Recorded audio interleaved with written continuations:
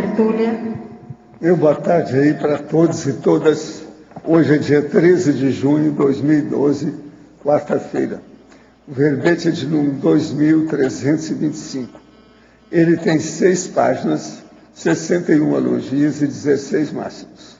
O tema é antiprotecionismo conscienciológico. A especialidade é universalismologia. Quem redigiu o verbete com muita classe, olhando muito detalhe, é o professor Pedro, que está aí muito bem assessorado. Ele é veterano. Esse é que número? Esse é o 27. Ele está caminhando para chegar perto da Adriana. Definição. O antiprotecionismo conscienciológico é a conduta parapolítica, parasociológica, paradiplomática, parageopolítica e grupo kármica avançada de se evitar, prevenir e impedir quaisquer manifestações espúrias de restrição, abstrução, coerção, coibição, limitação, controle ou monopólio perante as atividades administrativas, parapedagógicas, parapercepciológicas e técnico-científicas no escopo dos trabalhos libertários da ciência e conscienciologia. A manutenção prioritária dos autopensênios carregados no PEN. O estímulo à autopensenização com logicidade cosmoética. O exercício da autopensenidade democrática. O holopensene pessoal na universalismologia teática. O antiprotecionismo conscienciológico. As ações grupais conscientes contrárias às atitudes ectópicas visando o monopólio, o duopólio ou oligopólio intrafisicalistas. O mercado conscienciológico em plena expansão. A fábrica de Neo-Verpons. A globalização inevitável ao longo do tempo das ideias conscienciológicas. A evitação do monopsônio ou oligopsônio no contexto conscienciológico, a partir da ampliação constante da omnidivulgação. Agora, nós temos aí a autovivência do estado vibracional profilático, urbi et orbi, a incorporação cosmoética dos amparadores impedindo a incorporação mercadológica anticosmoética.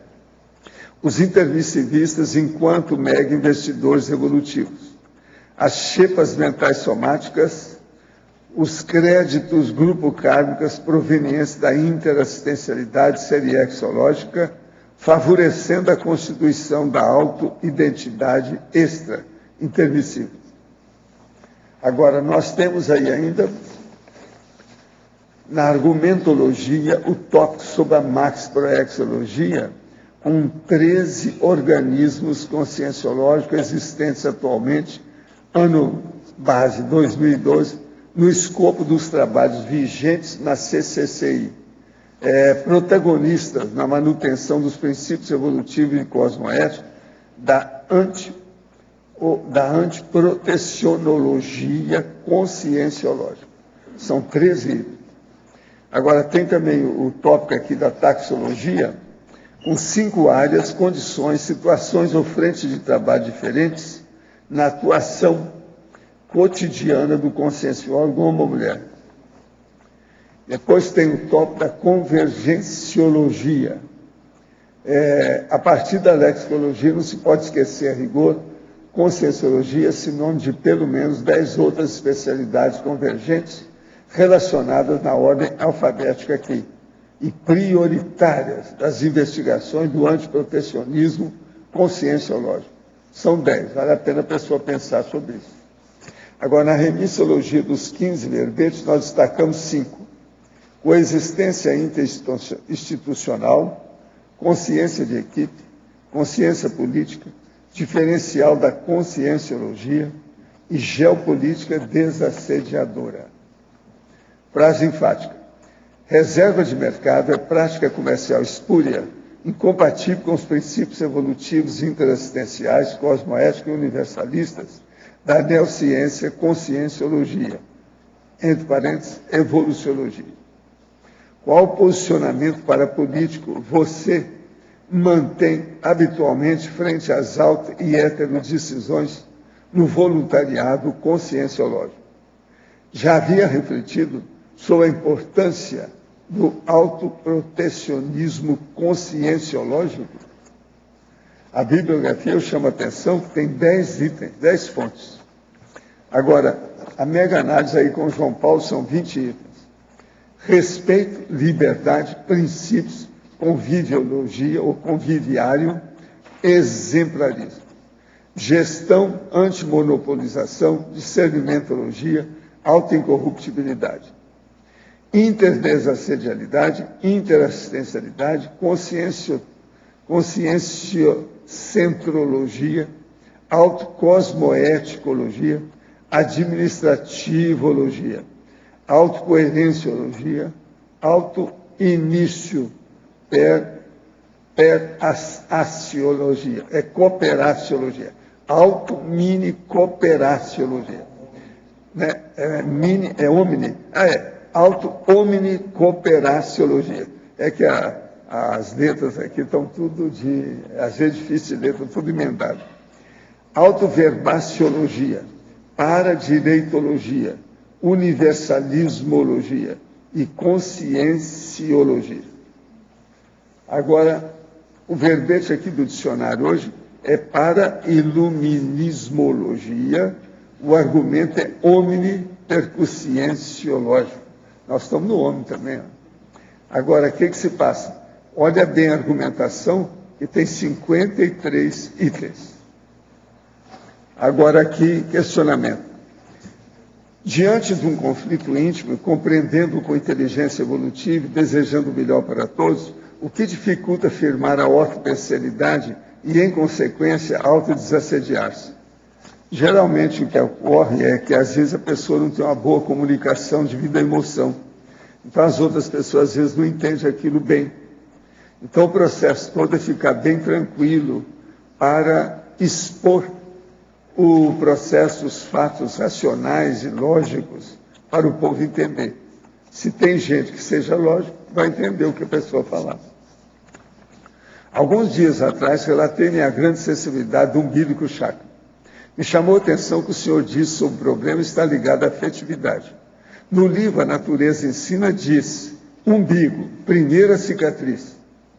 Aos 5 anos de idade intrafísica, em 1997, testemunhei o assassinato de minha mãe a facadas pelo meu pai. A experiência não me causou grandes traumas, pelo menos que eu esteja consciente.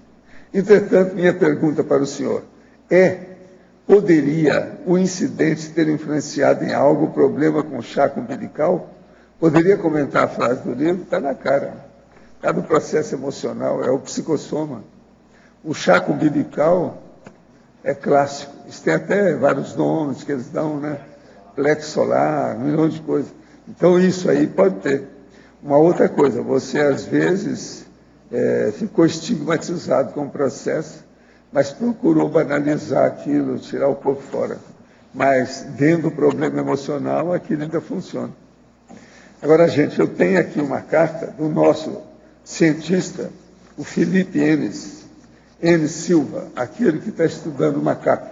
Então, ele está falando assim, prezados, o projeto com o bico Marcai tem tomado um rumo interessante nos últimos meses.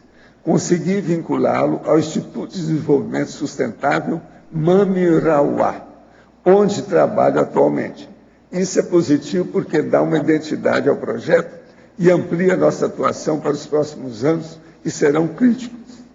Isso em razão da aprovação pelo governo brasileiro da implantação de 7 hidrelétricas ao longo da bacia do rio Aripuanã. 8 unidades de conservação e diversas comunidades tradicionais da região sofrerão impactos negativos da inundação de áreas. Essas medidas, junto com as mudanças do Código Florestal, representam um desastre em termos de políticas públicas para o meio ambiente. Será que falarão sobre isso quando estiverem reunidos com outros líderes na Rio +20?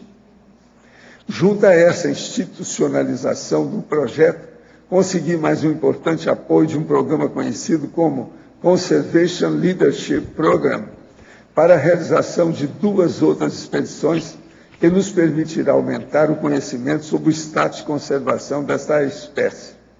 Esse programa inclui a participação de um workshop no Canadá sobre conservação com outros agraciados pelo programa. Saio de Tefé, da Amazônia, na sexta-feira, dia 15, quer dizer, depois da manhã, para a região das montanhas Kananaskis Valley, no oeste do Canadá. Estou tentando juntar as pontas de tudo isso para entender melhor o que está ocorrendo. Em 2010, quando estive em Kyoto, surgiu a ideia do projeto e da primeira expedição. Fiz bons contatos por lá e trocamos muito conhecimento com pesquisadores de primatas de diversas partes do mundo. Dessa vez, o workshop do Canadá é destinado a diferentes áreas de interesse dentro do campo da biologia e da conservação. Será uma experiência muito enriquecedora. Em anexo, envio um documento com a pequena biografia dos participantes. Veja a diversidade. Um grande abraço, Felipe. Então, aqui, ele mandou com as fotos de 2 cientistas.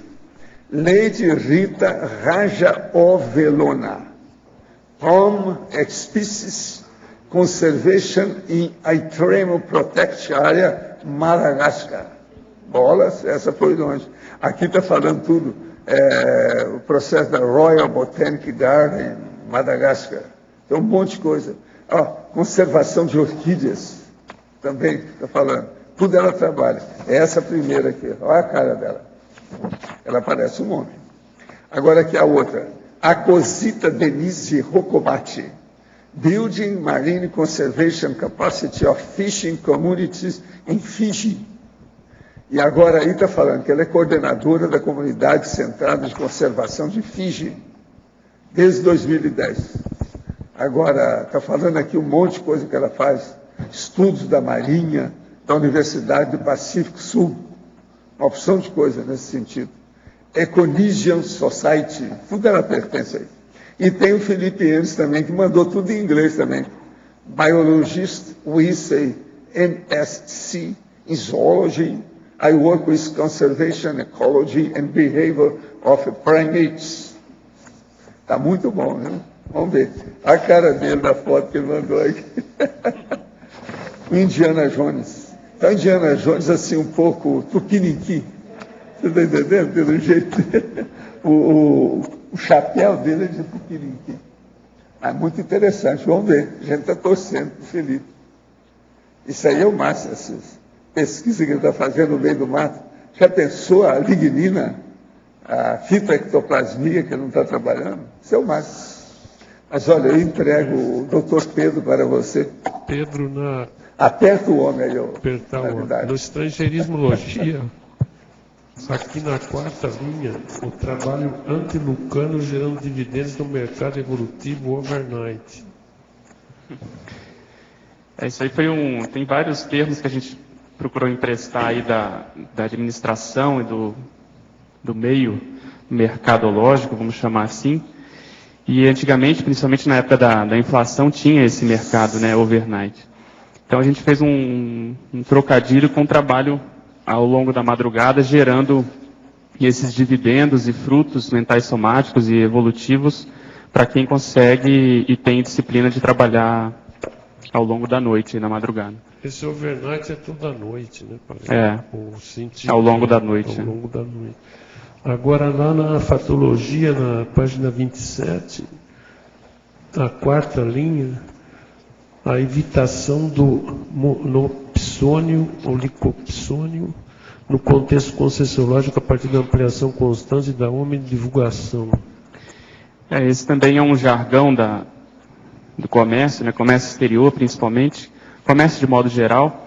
Esse monopsônio é quando você tem só um fornecedor, só um comprador, só um representante comercial. E o oligopsônio é quando você tem poucos. Então, o que eu quis dizer aqui é que para a gente evitar aquele público cativo, né, para a gente estar sempre aumentando os alunos com as palestras, para a gente ter renovação, oxigenação de novas pessoas, novos alunos, assistentes, porque o aluno de hoje vai ser o professor de amanhã, vai ser o pesquisador que vai chegar mais à frente. Então, a ideia é a gente sempre ter isso em mente e dentro desse contexto do verbete procurar a renovação cadastral, né? A renovação de novas pessoas, novas Agora, eu acho que consciências. seria bom você entender o seguinte, que o overnight que ele falou não tem nada a ver com esticada. Você sabe o que é esticada no Rio de Janeiro? Os caras que são boêmios, que vão à noite e vai de uma boate e depois acaba com a outra até amanhecer o dia de boate em boate. Isso chama esticada. Não tem nada a ver com overnight, tá certo? É bom clarear isso aí bem. É uma aplicação que ela vencia toda noite. Assim, A esticada é outra coisa. Não, vão dar esticada. Eu lembro do... Eles vão para 3 boates diferentes. Uma fecha, eles passam para outra, até a outra. Aí amanhece o dia. Aí já tem um itinerário. Aí eles vão carregados para cá. Agora eu vou dar um aperto final aqui. Esse protecionismo conscienciológico, você consegue detectar aqui nas CCCIs? Existe isso ou não? Não sei. Existem essas coisas. Existe. A gente não é o predomínio, mas aqui e acolá, eventualmente a gente tem que fazer reunião, fazer a cariação, o AVA entrar, o CIAJUC, a própria Unicim, para a gente tentar inibir essas práticas já no começo, porque muitas vezes a pessoa, a gente até comenta, acho que na parapatologia, a pessoa entra dentro de um contexto que o passado às vezes vem à tona, ela é uma liderança muito forte, às vezes muito centralizadora, tem dificuldade de abrir para outras pessoas poderem participar, e aí nós temos que sentar, fazer o processo do diálogo, fazer a cariação, para mostrar para ela que muitas vezes ela está repetindo um processo do passado que já ficou anacrônico, demodé, e justamente está faltando essa renovação que a gente estava comentando. Então a ideia desse verbete foi justamente para isso. É óbvio que isso não há uma predominância, mas em termos assim profiláticos, eu achei melhor, até conversei com o professor Valdo, ele sugeriu a gente ir em frente com essa ideia, para a gente poder expandir e discutir essas ações de modo geral, seja em que contexto for, né? Tá, ok, obrigado. O Júlio está aí. Fala com ele. Júlio, a gente subiu hoje lá de baixo sobre os bustos, e o do Chico Xavier não parece nada, deve ser uma outra personalidade. Chico Xavier não está errado, não? Está muito Tá estranho. danado, não é ele não, tá? Tem bustos que, se olhando foto, realmente não é. Não, mas aquele não dá. Se você colocar lá, tira ele de lá, senão o povo vai fazer piada em cima de você. Presta atenção, não é ele não. Dá uma olhada lá com calma. Eu convivi com o Chico Xavier há 10 anos, eu conheço o O homem. busto antigo está melhor. Então para que Eu você... pensei que Dá um jeito, aquele não é, nunca foi, nem nas vidas anteriores. Você não sabe nem se é Ele homem. era mulher, ele era mulher, nada nada. Deve ter sido de algum vizinho. Aí eu dou um amparador dele. É um amparador.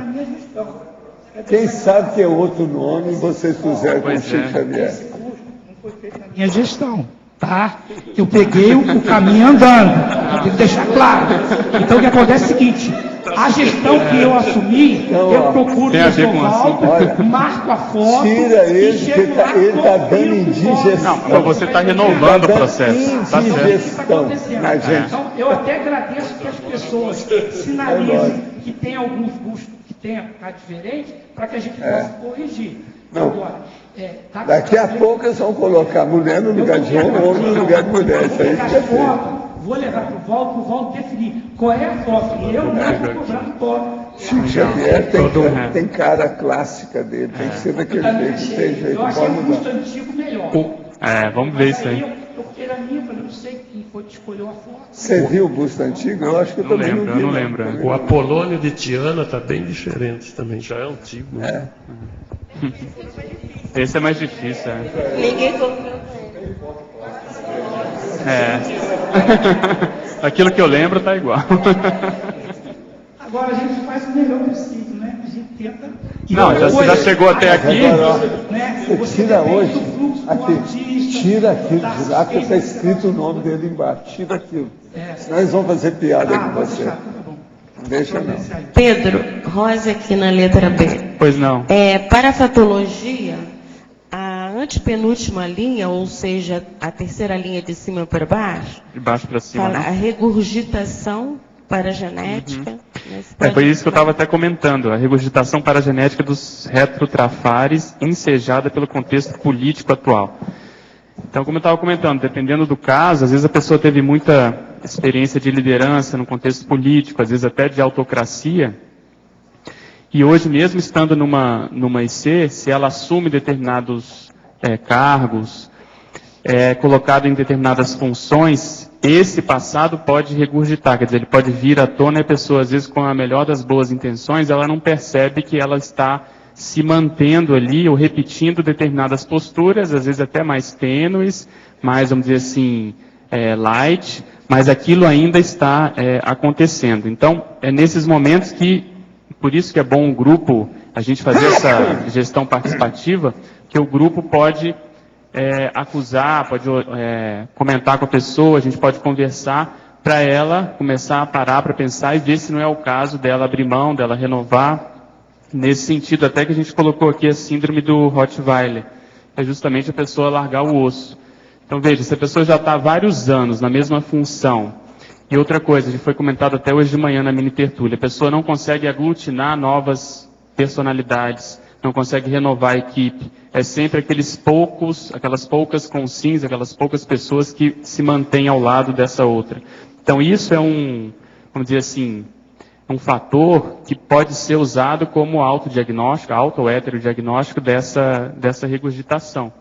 Então, como muitos de nós aqui fomos líderes no passado, muitas vezes a gente pode estar dando vazão para esse tipo de comportamento. Pedro, obrigada. E eu queria ver ainda sobre principiologia, na mesma página. Sim. É o princípio da restauração evolutiva. Sim, Se esse pudesse falar de modo geral, assim. Sim. Se não me engano, esse é um verbete que o Losch defendeu aqui, né? E a ideia básica desse verbete é a gente, na nossa vida atual, refazer, reeducar, rever os nossos conceitos, comportamentos, ideias, concepções, para que a gente possa justamente refazer aquilo que a gente fez errado. Reencaminhar as pessoas que muitas vezes a gente desencaminhou no passado. E as ICs nada mais são do que justamente a congregação, a reunião de pessoas com o mesmo perfil, com o mesmo objetivo, que muitas vezes fizeram esse desmando em grupo. Quer dizer, erraram em conjunto no passado e hoje estão tendo a oportunidade de refazer e melhorar essa condição também em grupo. Uns mais, outros menos, uns erraram mais, outros menos, uns com responsabilidade maior ou menor. Então, dentro desse contexto do antiprotecionismo, a ideia, por exemplo, pegar só o exemplo do parapsiquismo. Antigamente nós trabalhávamos no parapsiquismo num processo muito isolado, muito fechado, muito processo de iniciação, com pouca divulgação, até pelo contexto da época. E hoje justamente a ideia é fazer a libertação, vamos chamar assim, a divulgação dessas informações para que a própria pessoa possa... Cristo espera por ti, o Balzac colocou que o sacerdote, junto com o violinista, tinham errado a 4 mãos no passado. Exatamente. Eles eram espécie de auditores. Erramos a 4 mãos. Eles assaltaram lá o processo do dinheiro processo. E hoje estão... Aqui tem muita gente que errou a 8 mãos, 16 mãos, 10 mãos, sempre... O processo do linchamento, por exemplo, às vezes vai mais ainda. Lá o caso que eu estou explicando era isso, a lei de causa e efeito. Exatamente. Então, essa recomposição que a gente está chamando atenção. Agora, se...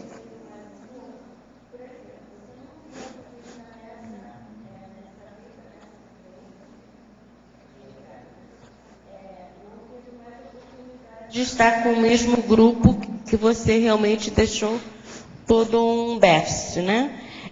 Você fazendo pelo... assim. É isso que eu vou falar. Ninguém perde ninguém, né? O processo da evolução, você está sempre então, com um pouco. Deixa eu terminar, que aí ver se é isso mesmo que eu estou pensando. Então, você faz pelo novo grupo, dentro de uma IC, né? Um novo grupo, você está fazendo um trabalho universalista e você está... Esse grupo que você deixou para trás, ele está observando. e automaticamente vai ter respingo nesse grupo, né? O problema aí é que isso que você chamou de novo grupo, às vezes não é, às vezes são as mesmas pessoas, né? Então, quem daquele grupo do passado pôde melhorar, aumentar um pouquinho a lucidez, reconhecer que errou, pôde fazer o curso intermissivo, por exemplo. E lá no curso intermissivo, muitas vezes foi combinado, essas pessoas podem ter se tornado duplas, podem ter combinado de fazer uma IC, podem ter a mesma tendência, por exemplo, para uma certa especialidade. Então, vamos pegar o caso da OIC. Aquelas pessoas têm a mesma tendência, que é a área da saúde, querem melhorar, qualificar as pessoas nesse sentido. Então, isso no passado, eles já devem ter convivido junto, às vezes mais próximo entre eles do que, por exemplo, entre pessoas de outras ICs, se a gente fosse comparar. Então, só para dar esse exemplo, que às vezes o grupo é o mesmo, mas concordo com você, às vezes como o grupo é muito maior, tem pessoas com as quais a gente não está convivendo. Só que aí, se não está convivendo, tem sua razão de ser. Acho que a gente não precisa se preocupar com isso. Muitas vezes a gente vai atender esse povo de modo indireto, às vezes vai ser na TENEPS, às vezes vai ser um leitor do seu livro, que às vezes vai pegar, não vai ter nenhum contato maior com a conscienciologia, entende? Então eu acho que a gente tem que se preocupar mais com quem a gente está podendo conviver, com quem pôde, muitas vezes, chegar próximo das ideias, que essa é a prioridade em termos de assistência. É com esse povo que a gente tem que trabalhar, entende? Porque senão a gente fica muito preocupado, quem chegou, quem não chegou, e eu acho que quem já chegou já tem assim, um bom trabalho para a gente fazer, né? Já tem muita coisa para a gente poder priorizar. Tá bom? Pedro. Pois não. Por favor, na página 26, em sinonimologia, você traz o primeiro sinônimo aqui do verbete como sendo antimonopolização conscienciológica. Sim. Então, só para a gente reforçar, em termos de característica aí, para qualificar o autoconhecimento. Porque a ideia, se você for ver bem, a gente procurou colocar isso até tanto na especialidade, como naquela listagem que a gente colocou lá dos sinônimos da conscienciologia na página 30.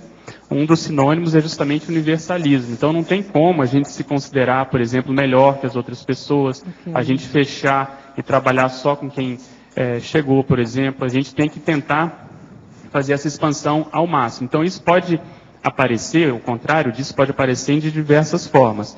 Por exemplo, se numa determinada cidade, aqui em Foz é muito difícil, mas numa determinada cidade, aquele grupo resolve só eles trabalharem com a conscienciologia e não deixa, por exemplo, uma outra IC chegar, não deixa outros pesquisadores irem lá para haver intercâmbio. Então, esse monopólio é que a gente está justamente querendo combater aqui. Quanto mais houver intercâmbio, troca, de experiências, de ideias, e mesmo refutações, discordâncias, melhor para o processo de ciência.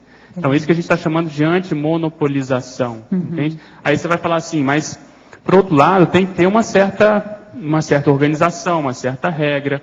Então, a gente tem que respeitar, por outro lado, a hierarquia. Sim. Então, você veja, a Unicine é quem está no papel de regrar esses acordos, esses intercâmbios, essas parcerias. Então, é nesse sentido que a gente quer estimular o respeito, que a gente comentou aí, do CGC. Então, no CGC significa que a gente vai respeitar os intercâmbios e vai ver de modo mais específico como que esses intercâmbios vão ocorrer. Então, em termos de receita, em termos de agenda, entende? Em termos de cadastro, seja lá, tudo que estiver envolvido nesse processo de troca, de parceria. Ok, então se nós tanto expandindo como trazendo para o micro-universo, aquela pessoa que tem uma certa dificuldade em aglutinar, ela acaba também repetindo essas total. A gente viu isso no curso da monarquia. Muitas vezes a pessoa foi monarca no passado e hoje ela quer fazer o feudo dela aqui. Sim. E acaba que não tem mais ambiente, porque a pessoa, a gente está trabalhando com as ideias tão avançadas e a gente vê que ela fica defasada, ela fica demodê. E até certo ponto fica isolada, porque não tem ambiente para isso, né? Variou algumas coisas, então. Obrigada. Por 3 vezes meu nariz sangrou muito após trabalhos energéticos intensos. Uma das vezes foi após realizar o laboratório de EV. E não encontrei causa física para isso. O trabalho energético e o processo de ectoplasmia podem ter causado o rompimento de um vaso sanguíneo? Ou seria alguma coincidência? Não. O problema aí é físico, isso é rinorragia, isso é o sistema circulatório. É bom você fazer o check-up. A gente não pode brincar com essas coisas. Toda vez que a gente mexe com EV e energia, começam a aparecer aqueles pontos frágeis da pessoa, é feito o diagnóstico, porque a pessoa às vezes está defasada. Há quanto tempo você não faz um check-up? Seria bom fazer. Rinorragia, precisa examinar. Se for várias vezes, pode ter um processo de hipertensão, Sim, pode ter um problema de discrasia sanguínea. Tem que fazer exame, às vezes tem um tumor benigno, hemangioma, que sangra muito. Que tem aí, precisa fazer um exame para valer. Tem que descartar isso mesmo. Agora, para você, binomiologia, página 28, final da primeira linha. Poderia explicar o binômio ortomanifestação reumática evolutiva? Olha aqui, não é reumática, não, reumática. Sim, essa palavra existe, esse binômio é da enciclopédia, Nós já do professor disso há alguns Valdo. anos aí, né? A reumática, ela lá gosta da reumática. Então, a reumática é o processo de rumo mesmo, de caminho, abertura de caminho. Então, o que a gente quis chamar a atenção é que quanto mais cosmoéticos nós formos em termos de manifestação, né, de etologia, mais isso tende a abrir o nosso caminho. Então, esse processo de reumática é de rumo mesmo, a reumática evolutiva. Agora, crescendologia, página 28. Poderia comentar o crescendo ética, cosmoética?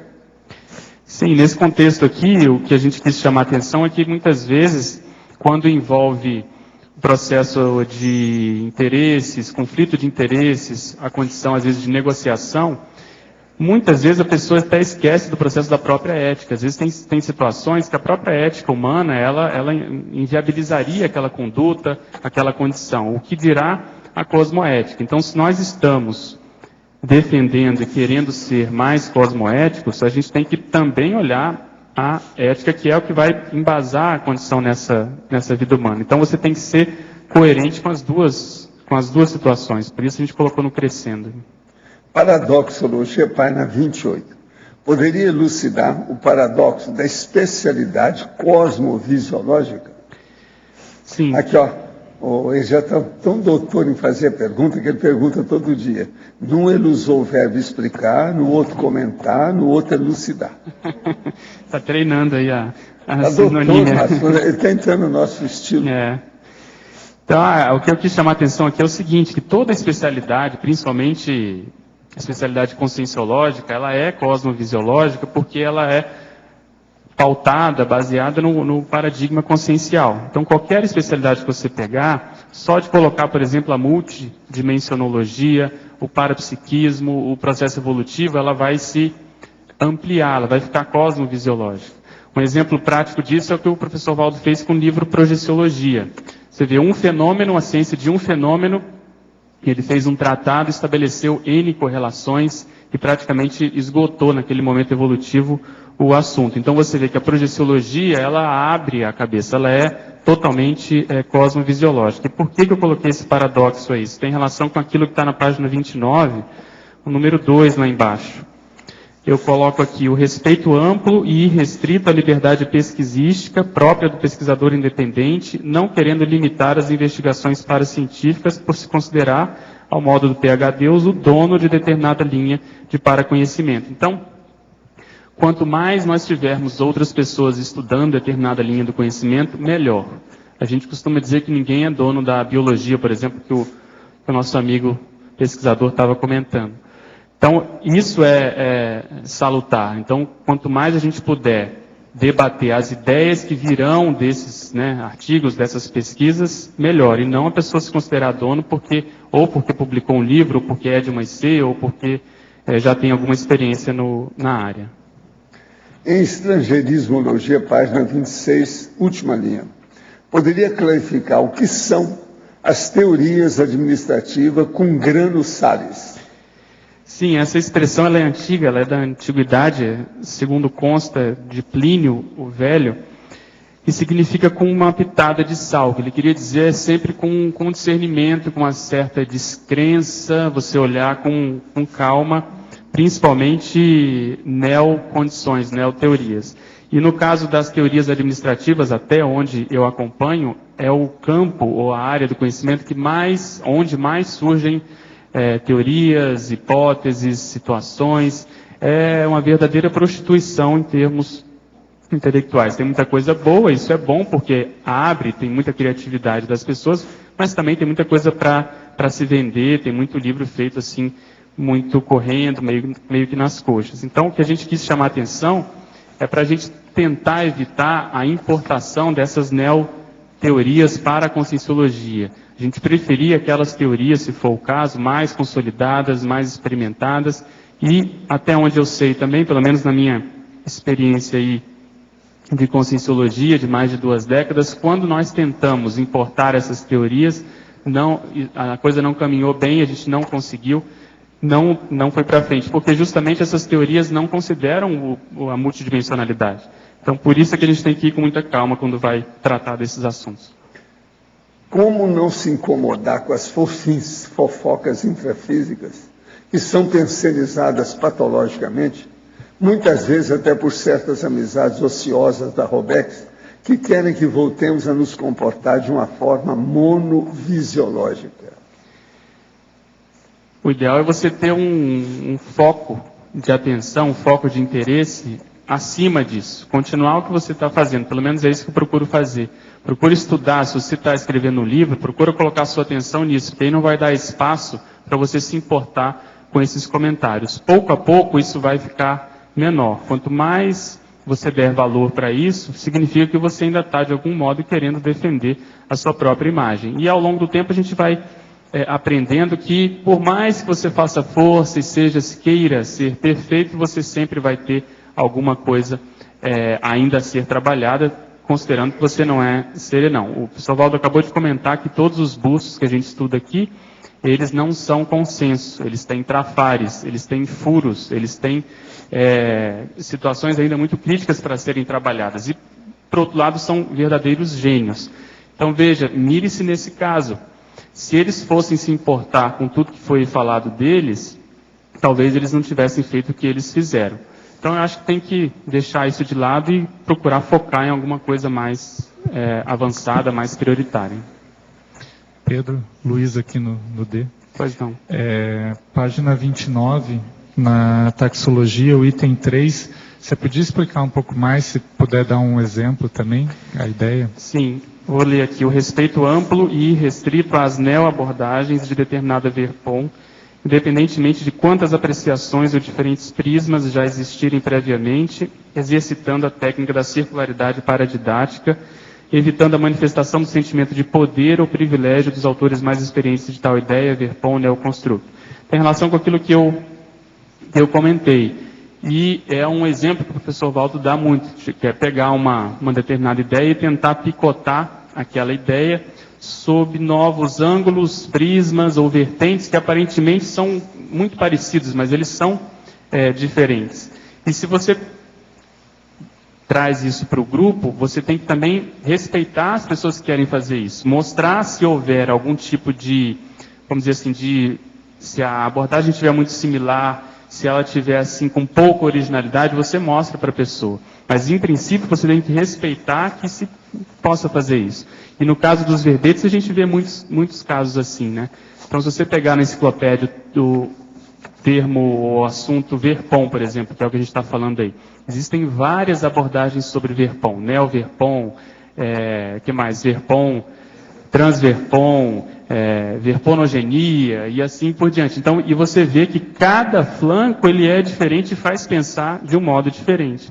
Então isso é interessante porque eu vejo que a pessoa que tem mais ideias e é mais criativa, pegando o professor Valdo como exemplo, ele é o que menos se importa com plágio, por exemplo. E quem tem poucas ideias, às vezes a pessoa publicou um verbete, um livro, teve uma ideia, ela defende aquela ideia e fica preocupada se vão repetir, se vão copiar, se vão... Copyright. O copyright, exatamente. Então, se a gente ficar muito preocupado com isso, entende? Eu acho que limita muito a abordagem. Obviamente, você tem que sinalizar, existem livros que são feitos à base de plágio, a gente sabe disso, mas acho que dos males o menor. Se você esclareceu e a pessoa quer caminhar com aquilo, paciência, o que você vai fazer, entende? E dá para pensar o outro lado também, o do pesquisador, que de repente o assunto que ele se interessa já tem várias coisas publicadas, mas que ele não desanime, que ele sabe que ele vai ter a abordagem original dele em cima daquilo. Principalmente porque a gente pauta a nossa pesquisa na experiência pessoal. Então, só dele dar um enfoque pessoal da vivência dele já vai ser totalmente original. Baseado nisso é que eu tive essa ideia de colocar aqui na parapatologia das xepas mentais somáticas da Central Extrafísica da Verdade. Então, quem tem mais gabarito de pegar essas informações vai ver que isso está aí para quem quiser e quem tiver, né, gabarito. Então, essa largueza de abordagem é que eu acho que a gente tem que aprender, entende, a fazer. Acho que isso aí é que vai ajudar. Ô Clotilde, quando terminar aqui, o doutor Pedro vai conversar com você. Tá certo? Combinado. Eu gostaria de fazer uma pergunta aqui, Pedro. Aqui no ar. Pois não. É o seguinte, eu achei o verbete extremamente sério, né? E importante aí nesse momento. Eu também fiz uma reflexão com o trabalho do Cinel, que nós recebemos ali os termos neológicos e fazemos pareceres. Sim. Então, aquele parecer, a gente tem 3 tipos de parecer, que é o favorável com ressalvas e o desfavorável. Então, é um trabalho que a gente tenta buscar, assim, pesquisar, né, em várias fontes para emitir os pareceres sobre os termos. Mas não deixa de ser, a gente coloca sempre restrições, né? A maioria das vezes tem algumas restrições, claro, técnicas e de acordo com a nossa visão daquele momento. Nós até colocamos uma nota ao autor, que o parecer do Cinel é uma verdade, é uma pesquisa daquele momento, ela pode sofrer alterações. Você tem alguma sugestão, alguma coisa para a gente ficar alerta, calçar, para evitar entrar nessa situação aqui de coerção, não, eu acho que essa abordagem de vocês, ela é bem cosmoética, porque vocês não proíbem, vamos dizer assim, vocês dão a indicação do que é o melhor dentro da pesquisa de vocês, incluindo essas 3 vertentes. Se vocês puderem, e acho que vocês fazem isso, mostrar para a pessoa o que já existe, porque às vezes é muito comum também a pessoa jejuna querer reinventar a roda. Ela acha que teve a ideia nova, e às vezes para ela é nova, só que aquilo já foi escrito, né, há muito tempo, de diversas maneiras. Então, mostrar para a pessoa que isso já existe, às vezes você vai ajudar muito para ela não perder muito tempo. E outra coisa, pelo pouco que eu acompanhei, eu li o material de vocês, existe muito... Não sei se predomina, mas muita coisa primária. Às vezes a pessoa quer criar um termo que é impronunciável, às vezes não tem sentido, não tem como a pessoa achar que aquilo vai pegar na prática. Vocês têm muita paciência. Pelo que eu vi, eu acho que vocês estão fazendo a coisa dentro do que podem, aquilo está ajudando muito. Então eu não vejo nada demais assim. Também a gente observou que a pessoa muitas vezes ela manda aquele neologismo e para ela realmente conta que aquilo seja a bola da vez, que seja maravilhoso. Ela se apega muito àquela ideia. Tem que criticar, né? Então é uma situação também delicada para a gente não reprimir a pessoa. Mas você veja, isso aí é uma ideia, às vezes é um termo. Imagina um livro, quando você às vezes tem que fazer uma revisão de um livro, e você faz a sua revisão e às vezes a pessoa fica pé da vida com você. Mas a sua intenção é ajudar, é mostrar para a pessoa que às vezes não é bom ela publicar aquilo, que aquilo vai contra ela. Nos verbetes acontece muito isso, né? Às vezes alguns verbetes voltam, às vezes a gente recebe críticas, às vezes o pessoal muda determinadas situações dos meus verbetes. Eu acho isso fora de sério, porque o importante é você conseguir superar essa situação para poder estar aqui, para poder apresentar a ideia, para poder renovar aquela ideia inicial com a contribuição de outras pessoas e poder esclarecer, porque senão a pessoa emburra, fica lá com aquele problema e ela não caminha. O importante é o trabalho sair melhor depois, né? Exatamente. Revisão. Tá joia. Obrigada. Ô Pedro, lá na página 29, naquele item de especialidade que você estava comentando agora há pouco com o Luiz,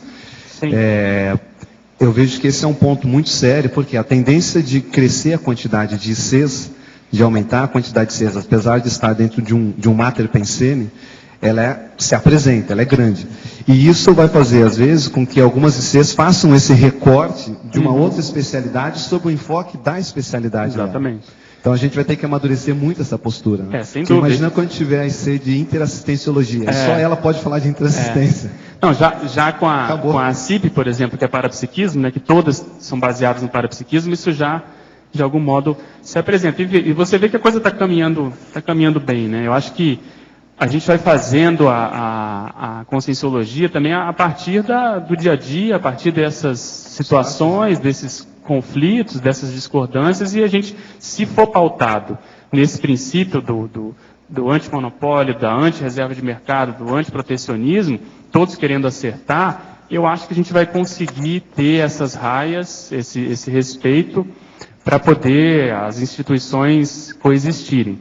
O próprio Losch fala muito isso, e eu vejo que a postura dele é boa, porque ele acha até bom quando outras pessoas, outras ICs falam de PROEX, porque é uma espécie de propaganda para ele. Teoricamente, a IC, que é a Apex, tem que ser mais, assim, tem que ter pesquisas mais profundas, e é o que eles estão fazendo.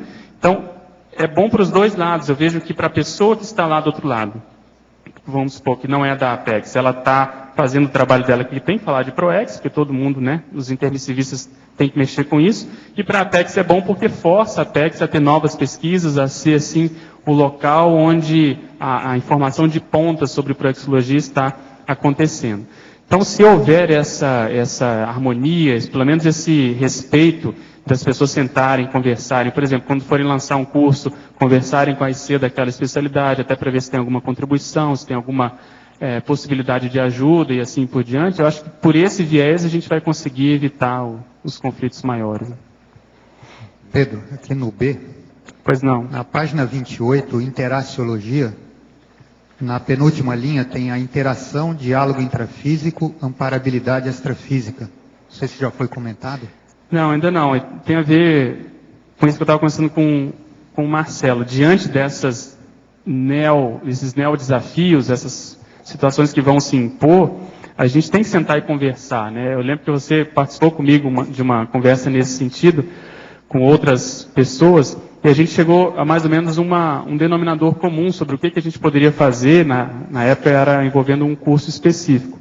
E eu acho que a coisa caminhou bem, você pelo menos predisposto, você estando assim mais aberto, os amparadores têm ambiente para dar essas inspirações. Então, a paradiplomacia, ela é pautada no diálogo, sabe? Então, por isso que eu quis chamar a atenção para isso.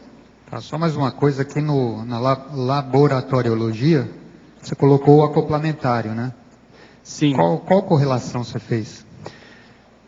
Aqui que eu pensei, pelo fato de ele ser um laboratório grupal, a gente vê ali muitas opiniões, muitas manifestações díspares, diferentes, você aprende a conviver ali naquele final de semana, nem que seja uma coisa reduzida, de um modo assim muito intenso. Então isso ajuda e faz a gente pensar. E tem também o processo da contraparte extrafísica, como que os amparadores se apresentam, como que eles se manifestam, isso ajuda a quebrar os condicionamentos humanos. Então eu acho que o acoplamentário, ele faz esse desassédio grupal e muitas situações que muitas vezes possam estar mal paradas ou sem uma resolução aparente, às vezes depois de participar do curso, justamente em função dessa dinâmica de ter várias pessoas e a participação dos amparadores, a gente começa a pensar diferente e ter novas ideias. O velho Bertoldo poderia falar sobre antiprotecionismo em empresas conscienciológicas. Não se corre o risco de favorecimentos anticosmoéticos em relação às consciências ainda não engajadas em instituições conscienciocêntricas?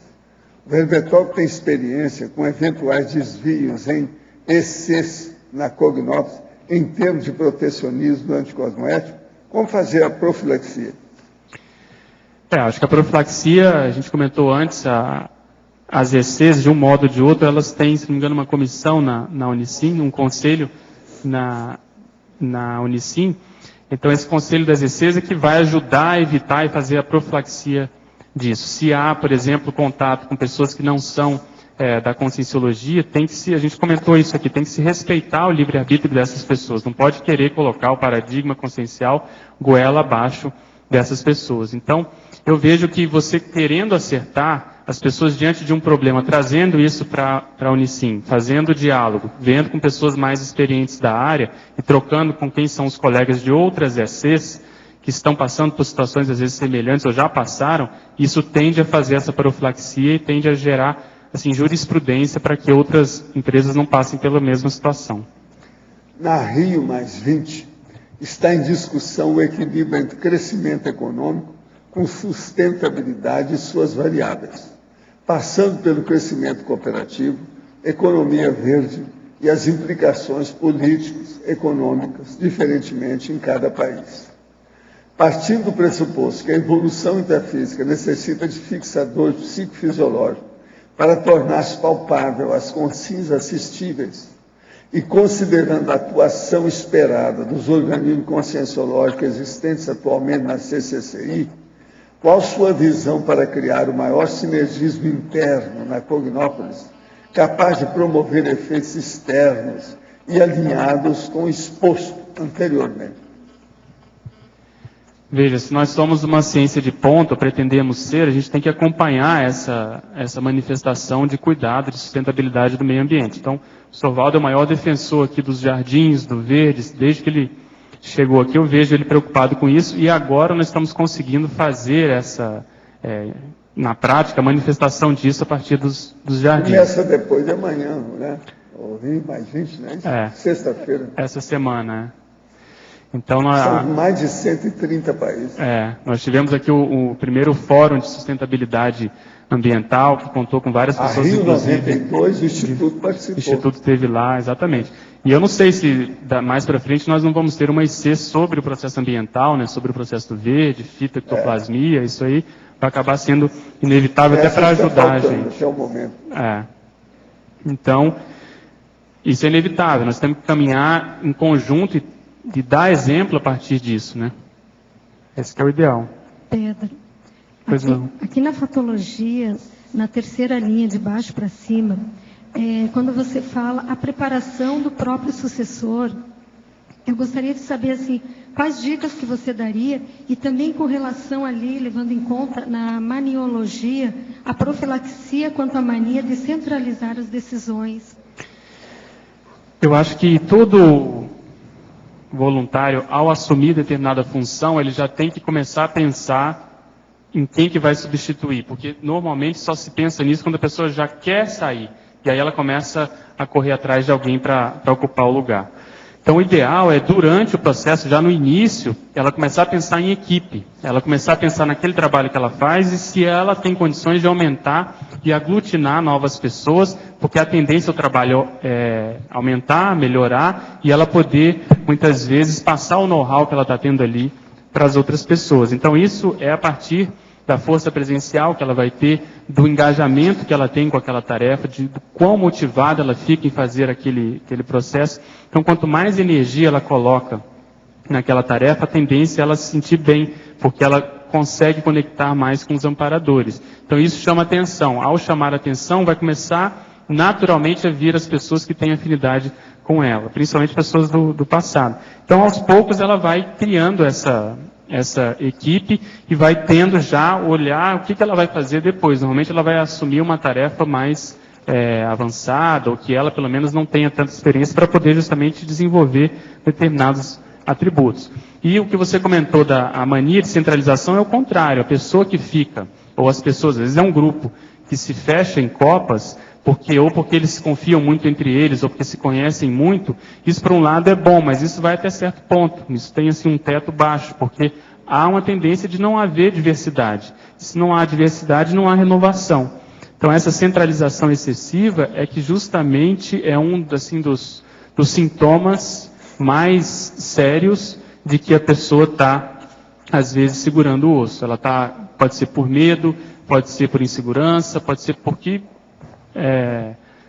problema for, mas ali tem alguma questão que está aparecendo. E quando você prepara o seu próprio sucessor, você já está dando exemplo de que você não está apegado a nada, né? Você está justamente querendo ver que o trabalho continue e você possa assumir novos desafios. Vamos ver agora o capitão Oswaldo. Oi, Pedro, tudo bem? Olá. Tenho duas perguntas para que você expanda aqui os conceitos. A primeira delas, na segunda linha da fatologia, de baixo para cima, a supremacia da colegiatura conscienciológica. E a segunda pergunta, ou aliás, o segundo conceito, é na sexta linha da fatologia, o comprometimento político dos voluntários, ou do voluntariado, perdão. Sim. Começando pela primeira, a supremacia da colegiatura conscienciológica. Você vê que as principais decisões da conscienciologia, a gente procura sempre ter outras pessoas ou colocar algum colegiado, comitê, comissão e assim por diante. A gente procurou destrinchar um pouco essa ideia lá na página 29, elencando esses 13 organismos aí, eu não sei até se faltou algum, mas que são as instâncias mais sérias da CCCI, e elas envolvem outras pessoas, quer dizer, a participação de um número maior de pessoas. Aonde eu estou mais assim, inserido aqui, que era no número 8, no Conselho de EPICONs, nós estamos fazendo um trabalho, a maioria lá dos conselheiros dos EPICONs, a gente está procurando fazer um trabalho para aumentar o número de EPICONs, justamente para dar essa diversidade, que para nós ela é muito, muito importante. A partir disso vão surgir novas especialidades parapsíquicas. Então você vê, como a gente comentou dentro do paradoxo, uma determinada especialidade, vamos supor, o parapsiquismo, ele pode ter várias faces, várias caras, e é isso que a gente está procurando lá, só que não é fácil, porque você tem que respeitar determinados pré-requisitos, determinadas condições. Eu até fiz um verbete recente chamado pré-EPICON, que eu procurei colocar lá, sintetizar aquilo que o Conselho já tinha feito nesse sentido, procurei colocar as minhas ideias, para tentar clarear um pouco mais essa área, essa especialidade, que é uma das mais, vamos chamar assim, que a gente talvez tenha trabalhado pouco ainda na conscienciologia. E a sua outra pergunta, a condição do processo político, do engajamento político, eu vejo que a pessoa ela tem que ter alguma noção de responsabilidade diante daquilo que ela faz. Existem instâncias que são mais políticas ou até politizadas dentro da conscienciologia, existem outras que são menos. Mas dentro da disponibilidade da pessoa, do voluntariado que ela faz, ela tem que de algum modo procurar participar dessas instâncias. Eu lembro aqui de 2 verbetes, um do Marcelo, né, o gestor parapsíquico, e a gestão participativa do Will, em que isso foi muito falado. Se a gente procura pautar as nossas decisões no processo de horizontalidade, quer dizer, você ouvir os voluntários, isso tem que ser efetivado na prática, porque quando eu estava mais à frente do setor de voluntários aqui, até hoje a gente vê isso ainda no AVA, é que a gente fazia o colegiado gestor e poucos voluntários participavam. Eu vi também que no Conselho dos 500 está acontecendo isso, que é uma tendência natural. Então, de um modo ou de outro, cada um de nós tem que tentar fazer a sua parte, dar o seu voto, fazer a sua participação, emitir a sua opinião, e não delegar simplesmente para aquelas pessoas que já estão na liderança o que eles acham melhor, seja porque eles têm mais visão de conjunto, porque eles têm ali aquela experiência de estar naquele cargo. E às vezes em que eu participei, que pessoas que às vezes não tinham nada a ver, que são às vezes voluntários que estão em uma atividade muito específica, e eles deram contribuição, a visão de fora, e isso foi muito salutar, ajudou muito. Então não sei se eu atendi, não sei se tinha alguma coisa mais específica, Oswaldo.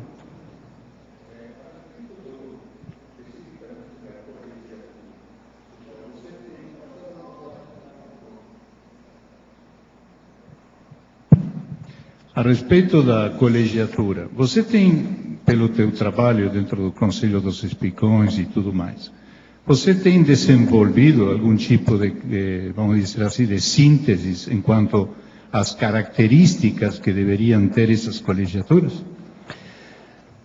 Olha, o que a gente tem procurado para isso? Por exemplo, uma recomendação que eu dou, que a gente está mexendo com isso lá no Conselho, é evitar o consenso. O consenso no seguinte sentido, a unanimidade que eu quero dizer. E ver mais a questão do consenso da maioria. Porque às vezes você conseguir a unanimidade, a gente tinha isso lá no Conselho, né? A gente está procurando rever isso. Que se houvesse alguém que fosse contra a indicação de um EPICON, essa pessoa não entraria. Por que a gente pensou assim no início? Pelo menos quando eu comecei a participar. Porque às vezes é aquela pessoa que tem mais convivência com aquele candidato, com aquele pré-EPICON, e ele conhece mais aquela pessoa, e às vezes ele sabe mais de situações íntimas e críticas daquela pessoa, e por isso ele poderia ter ali o voto de, vamos dizer assim, o veto, né, de fato. Mas hoje, com o caminhar das coisas, com o número até de amparadores que nós temos, com a segurança e a experiência que a gente já tem, seja nessa ou noutra especialidade, a gente está propondo lá rever isso, para que a gente possa caminhar para um processo de maioria mesmo. As pessoas falam, comentam, às vezes a pessoa pode até ser contra, mas ela, no caso, ela vai poder ser voto vencido nessa situação. E outra condição também que eu vejo é tentar ao máximo, não digo impedir, mas você incentivar a participação dos conselheiros ou das pessoas que estão naquele fórum decisório.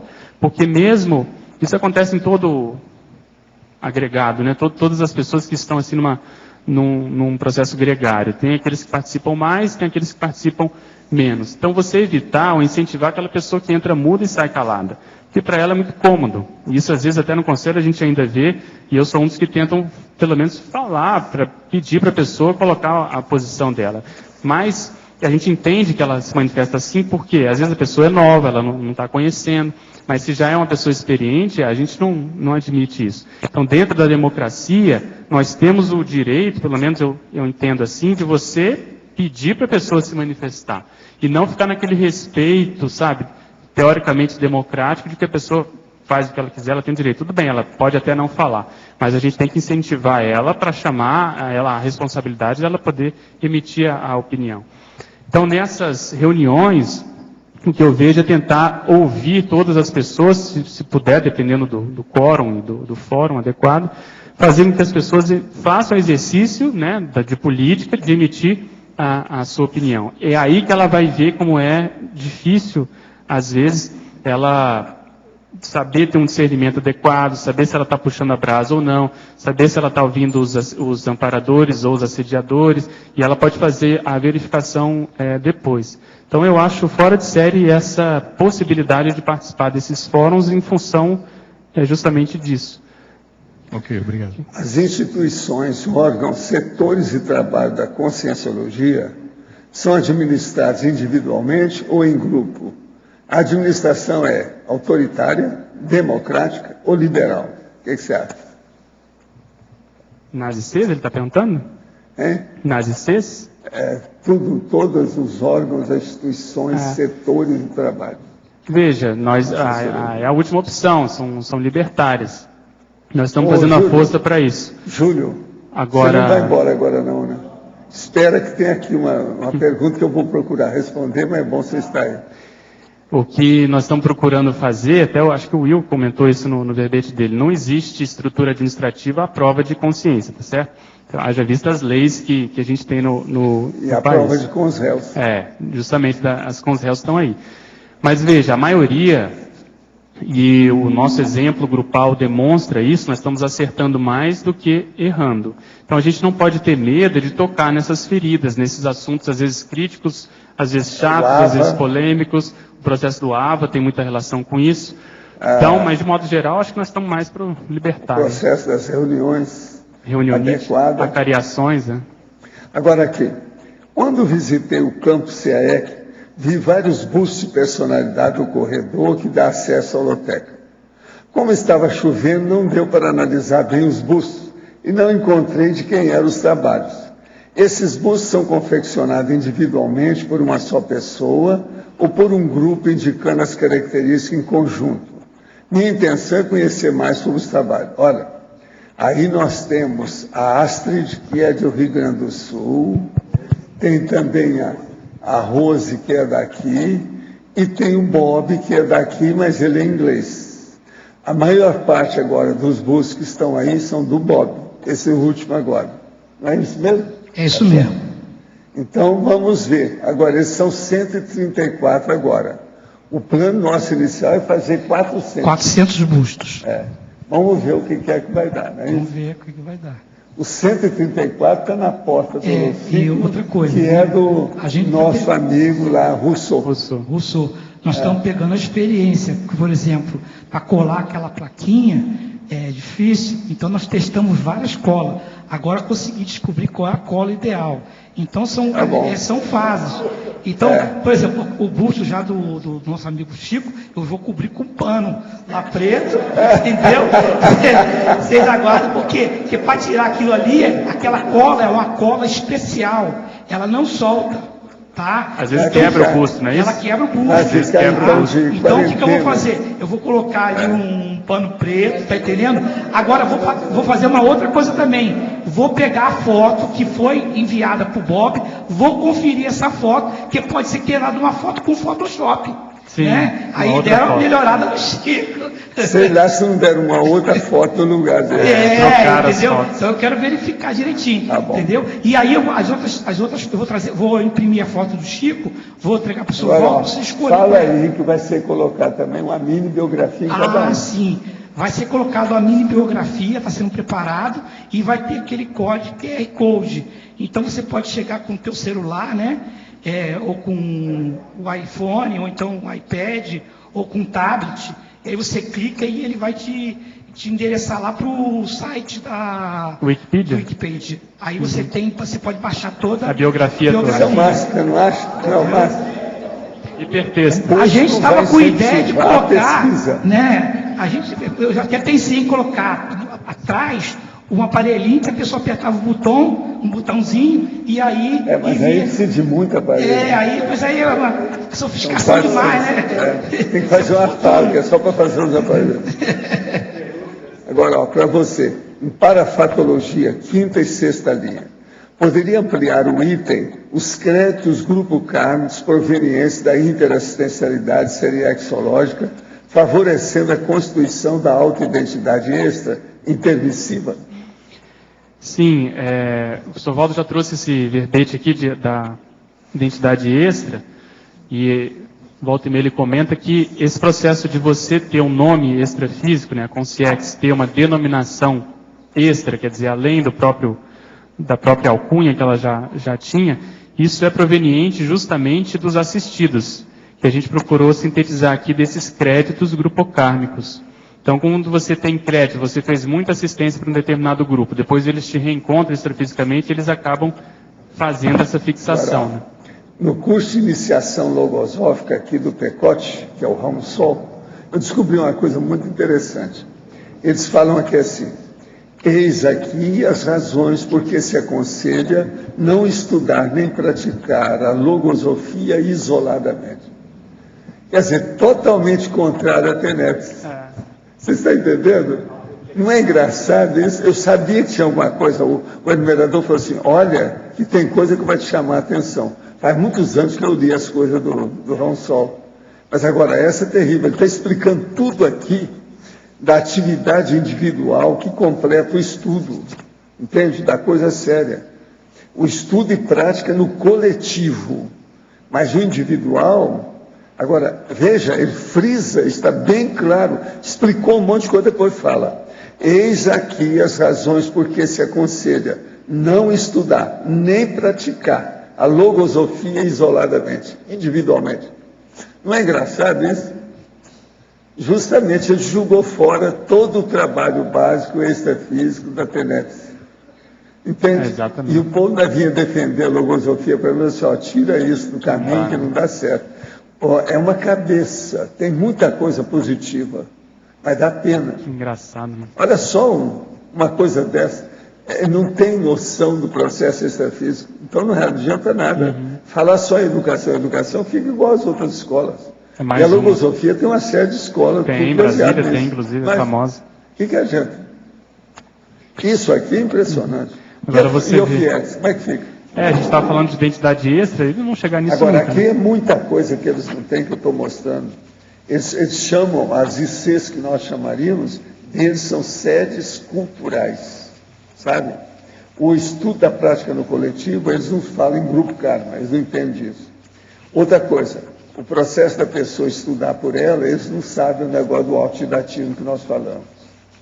As energias internas, a energia consciencial dele, eles chamam de energias internas da pessoa, de modo geral, mas não especifica, não dá nada. Agora, assim, tem uma série de condições deles. Agora, é uma pena. Ele, procurando aqui falar o negócio da crença, ele não fala em descrenciologia. Outra coisa, fala sobre a verdade absoluta de Deus, etc. Ele não fala em serenões e as besteiras que está falando em Deus, com esse negócio todo. Outra coisa, ressexologia não tem noção disso. Ele quer que o povo mude, mas ele não tem uma noção do processo. Uma outra coisa, ele fala muito em reservas morais, mas não conhece o conceito de cosmoética. Entende? Agora, a mesma coisa. A ciência e cultura no mesmo tempo. A logosofia transcende a esfera comum, configurando uma doutrina de ordem transcendente. Está falando em doutrina, não fala nada de curso intermissivo, um problema difícil. Outra coisa, ele não viu que existe assim da priorismose. Então ele fala na inércia mental e volitiva. Ele está certo. Mas veja, ele não caiu na realidade da história, chegou perto. Outra coisa, não tem noção nenhuma do que nós chamamos de inverso. Que a pessoa começar a ir cedinho. Agora, Val, você acha que isso. esse seria um candidato a pré-intermissivista, se ele estiver mais ou menos liberto, assim, em termos de Eu fichas? penso que sim. Teve uma vez que a pessoa perto. insistiu demais para encontrar com ele fora do corpo. Eles falaram que iam fazer uma evocação para ele falar comigo. Mas é que ele está muito envolvido com o negócio. Ainda da logosofia deve estar, né? Outra coisa, eles não eram bobos. E tem gente deles também, que é gente de muito nível cultural bem elevado. Em Brasília eu conheço alguns que eram de alto Agora, nível. dá pena ver que o negócio ficou bicolado. Entendeu? O processo da pesquisa grande. Ficou não tem. intrafisicalizado demais. Agora, o que eu estou vendo é que é isso aqui, ó. Isso liquida com tudo. Isso é meio básico, né? Falar terrível. que a autorreflexão, por exemplo, vai embora. Pois é. Pedro, Pois não. em parafatologia, na terceira linha, você pode expandir um pouco a questão das xepas mentais somáticas? Sim, a ideia que a gente quis trazer aqui é que esse acesso à central extrafísica da verdade, qualquer central, vai depender muito do gabarito. Mas que por parte das centrais, isso está assim, available, né? Está disponível, basta a pessoa se esforçar e se concentrar. Então isso faz um contraponto com aquela pessoa que está defendendo muito uma determinada ideia. Eu não sei se você estava aqui, acho que já tem um tempo, eu posso comentar, mas a gente já viu aqui algumas manifestações de pessoas defendendo determinada ideia, como se aquela ideia fosse da própria pessoa. Então aconteceu de um colega, por exemplo, traduzir um livrinho acerca daquela especialidade, daquele tema, daquela ideia, e a pessoa que se considerava dona, ela praticamente surtou. Ela ficou muito, vamos dizer assim, indignada, porque aquele outro pesquisador fez essa tradução. Era um livrinho bem pequenininho, praticamente um folheto. Então a pessoa se considerava dona daquela especialidade e não deixava ninguém, vamos dizer assim, chegar perto, entende? Então isso nós temos que evitar. Quanto mais tiver ou houver, né, pessoas dando a sua contribuição, a sua visão, seja até para meter o pau, melhor para o processo de ciência. E a central extrafísica, ela está sobrepairando isso tudo. Ela vai ajudar quem tiver mais assim sintonia para poder captar essas verpons, seja lá em que linha for, né, em que especialidade for. Então eu, particularmente, estou tentando fazer esforço para abrir mais, ou expandir mais a minha manifestação, pelo menos os meus estudos, e não ficar só em determinada especialidade. Porque eu vejo que isso ajuda muito na manifestação para você poder fazer assistência para pessoas de modo diferente.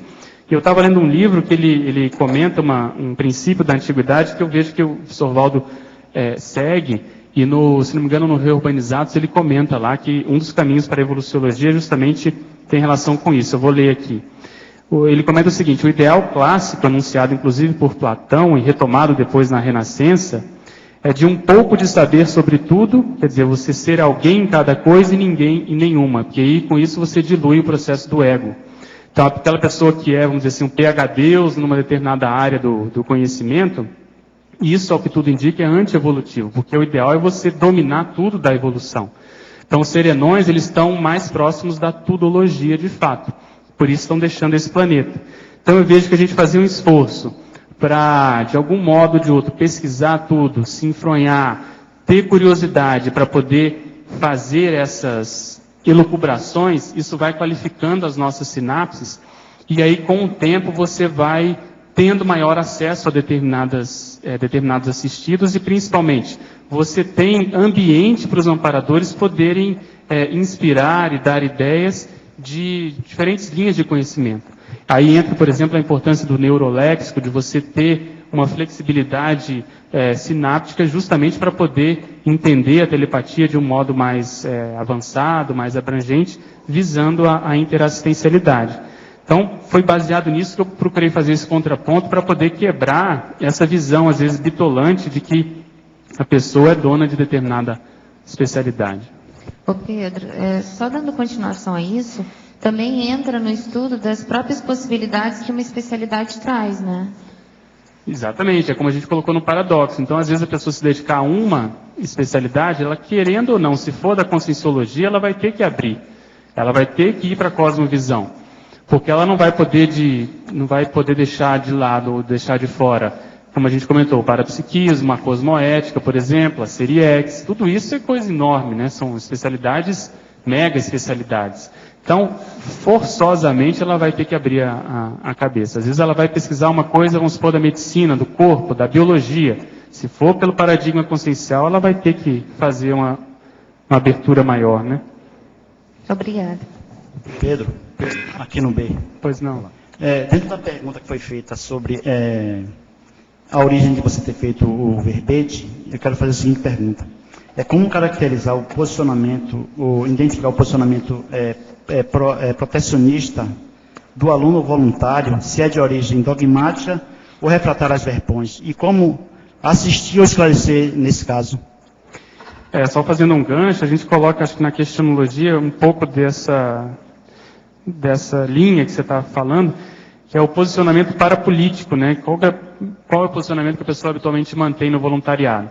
Então você vai conseguir enxergar isso procurando ver se a pessoa ela não está defendendo alguma coisa demais. Se ela está muito assim exaltada, emocionalmente alterada, se ela ao longo do tempo você vê que ela não se modifica, como a gente comentou também, se não há renovação, se não há aglutinação de novos voluntários para aquela equipe, que aquela pessoa lidera, por exemplo. Tudo isso são indícios de que, de algum modo ou de outro, a pessoa pode estar batendo pino nesse sentido. Você veja alguma coisa complexa.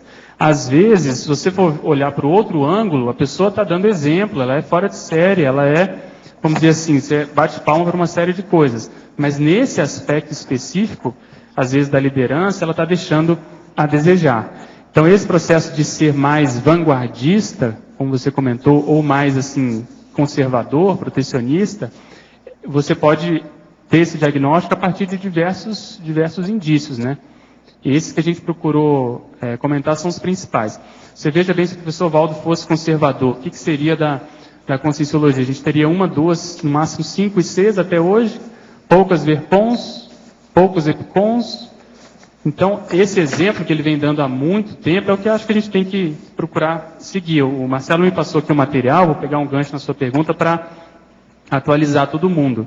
Hoje, nas estruturas da CCCI, nós temos 19 ICs. Lembrando aí que o discernimento hoje é o campus da IEC, né? Temos 4 pré-ICs, que é a ICGE, que é de estatística, a Longevitar, Extracons, que é dos extraterrestres, e a verbetografia, que ainda está para definir um nome, né? Nós temos mais de 70 ECs, que são as empresas conscienciológicas. Temos os organismos conscienciocêntricos, são 5.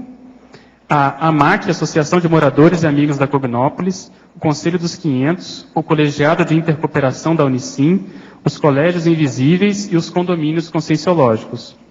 Nós temos 9 conselhos da Unicim, o CIAJUC, o CIEF, o Científico, o Colegiologia, as ECs, EPICONs, ICs, o Intervoluntariado e a Parapedagogia, 6 CAMP, acho que vale a pena falar também, a ARAC, a SINVEX, o Discernimento, que é no caso da IEC, o Saquarema, do IPC, o CAEC e a IAC, do Internacional, e 4 Cognópolis, ARAC, a Cognópolis Foz, IAC e Saquarema.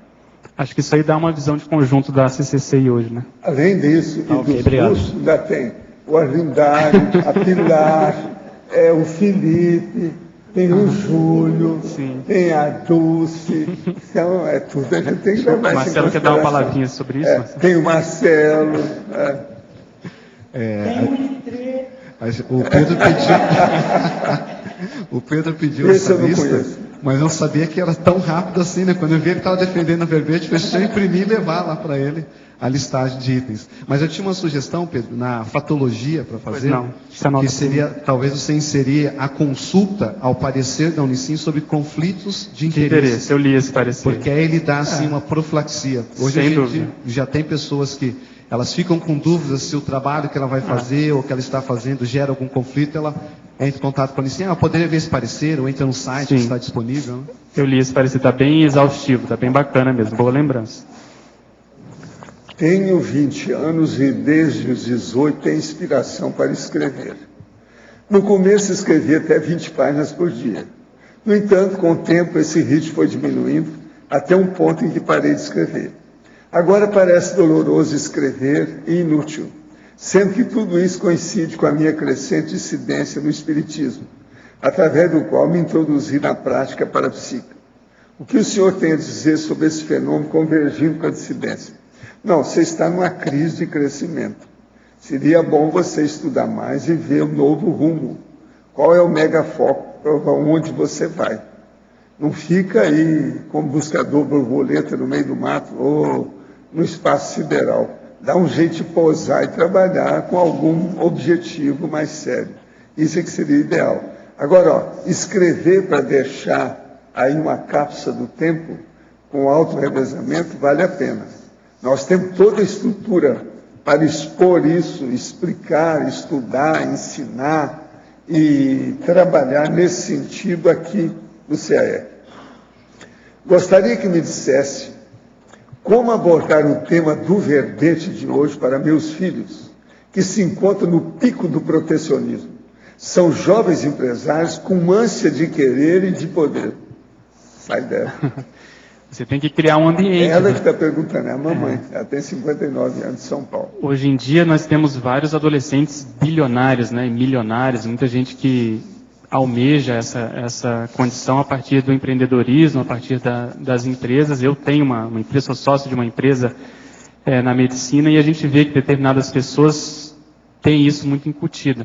Então você tem que criar ambiente e mostrar a incoerência que é essa concentração, muitas vezes, de riqueza, de poder, de determinadas situações, e que para essa empresa chegar nisso que ela está hoje, eventualmente está numa boa condição, muitos contribuíram. Então é um número muito maior do que normalmente aquelas pessoas que estão na diretoria ou que são as donas da empresa. Então o que eu vejo é que você tem que criar ambiente para ir, pouco a pouco, através do exemplo, mostrando a incoerência que é proceder desse modo. Né? Aqui, ó, o primatologista Felipe Enes. Ainda sobre a discussão da Rio+20, vejo que as últimas conferências climáticas ainda estão muito aquém do objetivo e geralmente os acordos têm sido superficiais. Neste ano termina o primeiro período de compromisso do Protocolo de Quioto para a redução das emissões de gás de efeito estufa. Será que os representantes brasileiros falarão sobre a implementação das hidrelétricas na Amazônia, que ao inundar áreas gigantescas de floresta, acabam sendo responsáveis pela emissão desses gases, resultante da decomposição da matéria orgânica? O que o professor pensa sobre essa questão? Olha, eu acho que isso tudo precisa de ser levado à frente, mas eu vejo que o mundo está muito bagunçado e difícil. Precisava de ter elementos lá de dentro para falar com autoridade para essa turma toda. São mais de 130 países que vão aparecer.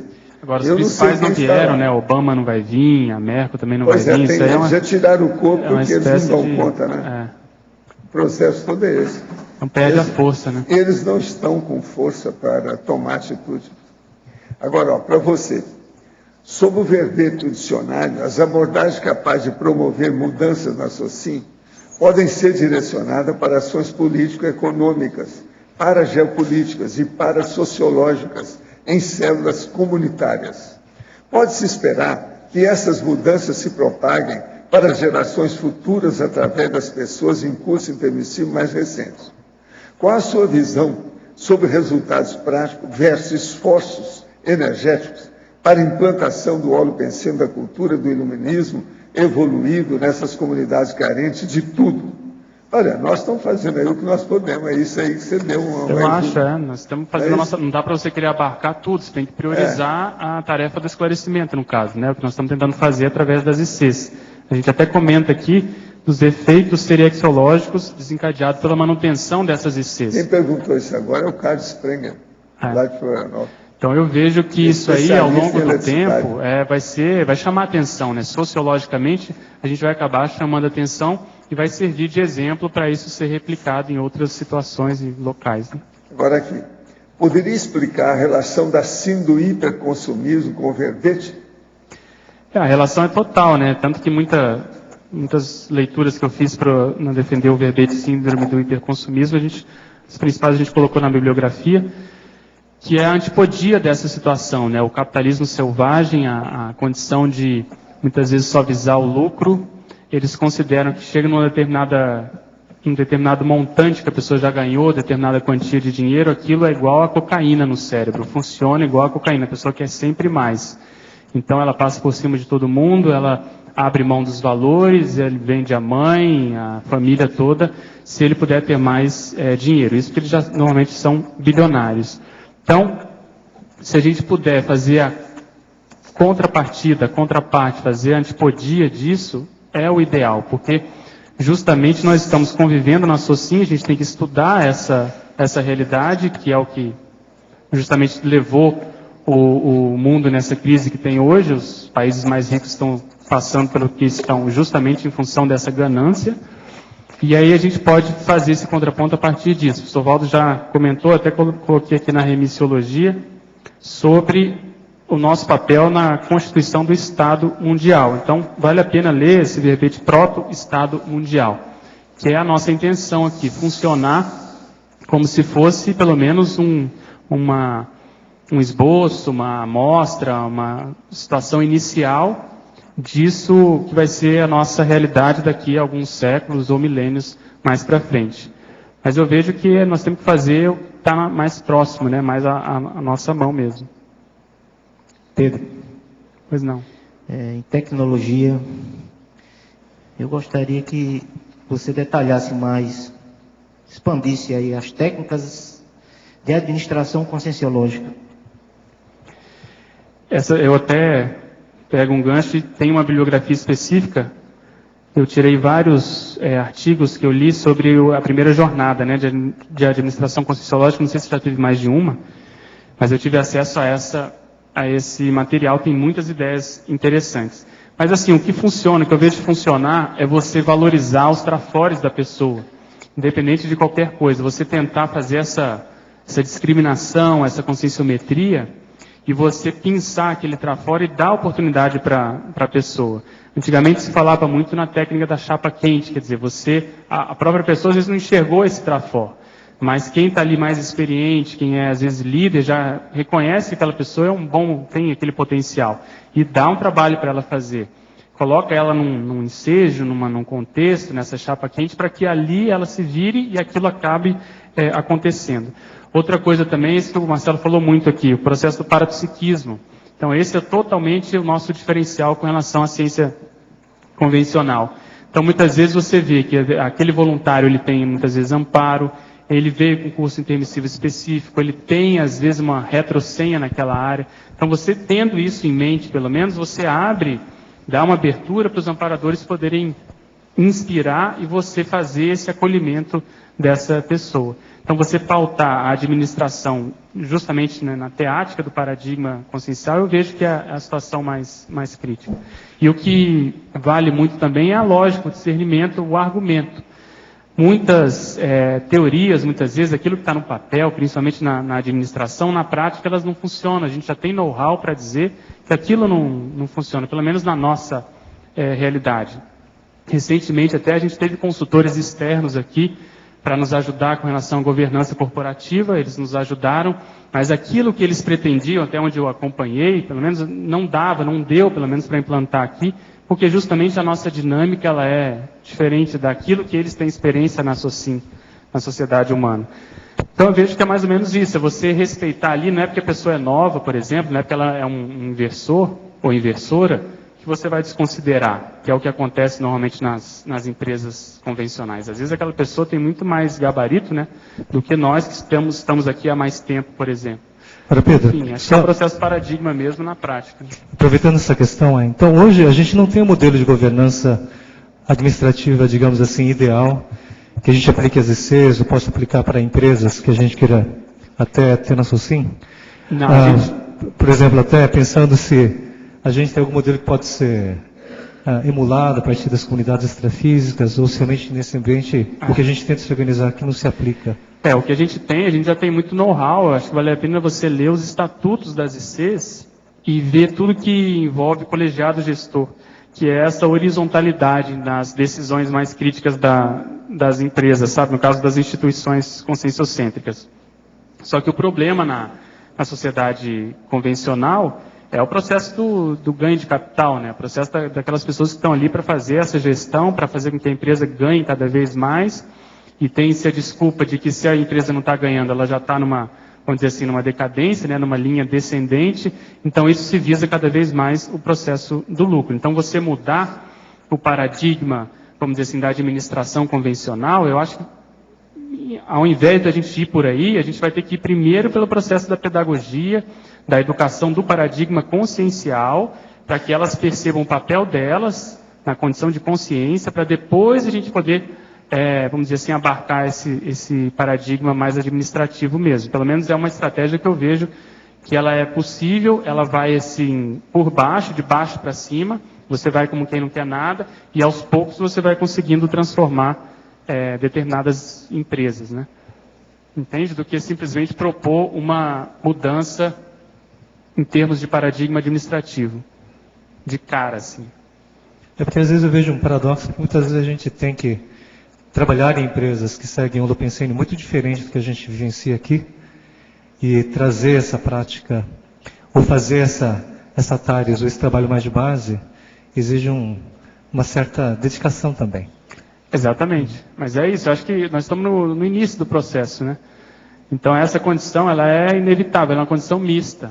O que algumas pessoas estão tentando fazer é através de empresas conscienciocêntricas ou conscienciológicas, para justamente tentar ter sinapses e ver como que se pode criar uma situação dessa que você está pedindo, que é um modelo novo de gestão baseado, de fato, no paradigma consciencial. Porque existem empresas que têm conscienciólogos, mas elas seguem os trâmites convencionais. Existem aquelas que já tentaram, até onde eu sei, estão tentando implantar de fato a condição do paradigma consciencial.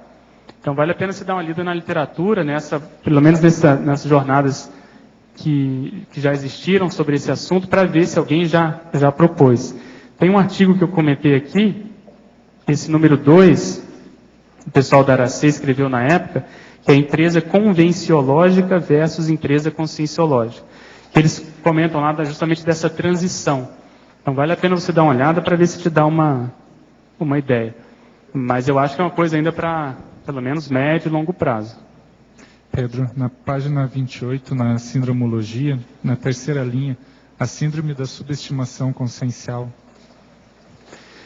Sim, eu comentei isso aqui, tem relação com isso que eu acabei de falar, que normalmente é um paradoxo. Às vezes outra pessoa enxerga mais trafores na gente do que a gente mesmo, porque justamente a gente está nessa síndrome da subestimação. E no processo de ICs, de modo geral, ao dar oportunidade para uma pessoa itinerar, dar aula, assumir um determinado cargo, qualquer condição, você muitas vezes está confiando naquele trafor e ajuda a pessoa a sair dessa condição. Então, uma das coisas que eu aprendi, pelo menos no meu caso, que tinha no caso, muita tendência de me colocar muito assim para baixo, muito trafarista, é você começar a confiar mais em você, nos seus trafores, para você poder assumir determinadas funções, que às vezes você antes não colocava não dava muita força, sabe? E até a própria vida me ensinou isso, porque no Instituto eu já comentei aqui, eu tive que assumir a coordenação da Unidade Brasília, no caso, muito assim, não no tapa, porque a pessoa levantou um dia e se despediu e praticamente foi embora. Só que ela já tinha me preparado, sem dizer assim claramente, Ela vinha me preparando. E um dia ela falou, não, eu sugiro o Pedro para me substituir, porque ele, enfim, está trabalhando comigo, eu conheço e tal, acho que ele tem condições. Só que eu era muito novo e eu não me via nessa condição, estava fazendo medicina, etc. Então, às vezes, essa visão da pessoa mais experiente, a gente tem que olhar com calma e registrar, porque às vezes a gente está naquele ponto cego, a gente não, por vários mecanismos de defesa, trafares, seja lá o que for, a gente não considera aquilo. Então, desde então, eu procuro sempre tentar ver um pouco mais à frente. Se eu estou fazendo isso aqui hoje, o que será que eu vou estar fazendo amanhã? O que seria o ideal estar fazendo amanhã para justamente poder me preparar para essa nova tarefa e preparar alguém para me substituir na tarefa que eu venho fazendo. Mas eu reconheço que não é simples, mas pelo menos você tendo esse exercício, acho que já ajuda. Comente mais sobre um livro que consta na bibliografia do verbete, Consumido. Como o mercado corrompe crianças, infantiliza adultos e engole cidadãos. Esse é um livro que é considerado, nessa área, um dos clássicos. Esse pesquisador, Benjamin Barber, é vamos dizer assim, um papa aí no assunto, que vem pesquisando muito, isso é um dos mais antigos, e ele comenta justamente essa condição do capitalismo selvagem, no caso de voltar muitas campanhas de marketing, de merchandising, de propaganda, já para públicos cada vez, vamos dizer assim, num leque cada vez maior. E aí ele foca muito na questão das crianças. Então as crianças são um mercado, um público consumidor muito grande. Hoje a gente já tem experiência com isso. Mas isso tudo foi feito de caso pensado. Então hoje você tem roupas para criança, você tem uma série de filmes que são especializados, ou vamos dizer assim, voltados para essa faixa etária. Então tudo isso é feito justamente visando aumentar os lucros. Eles não querem saber se isso vai deixar a criança doida, se isso vai, vamos dizer assim, criar dificuldade para os pais, se isso vai ter um impacto no processo social. Então ele mostra e argumenta muito isso. E outra coisa, ao fazer isso, eles acabam também atingindo as crianças, porque elas não têm maturidade suficiente e elas querem consumir. E fazem com que também os adultos se tornem crianças, porque aí tem um processo emocional que acaba acontecendo e eles também acabam funcionando como se fossem crianças. E um dos embasamentos que ele faz é justamente mostrando quais são os blockbusters, ou seja, aqueles filmes que mais renderam no cinema.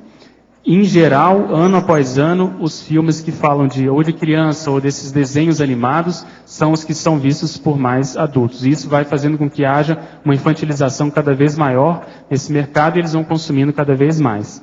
Daí vem o Shrek, Harry Potter, todos esses são campeões de bilheteria.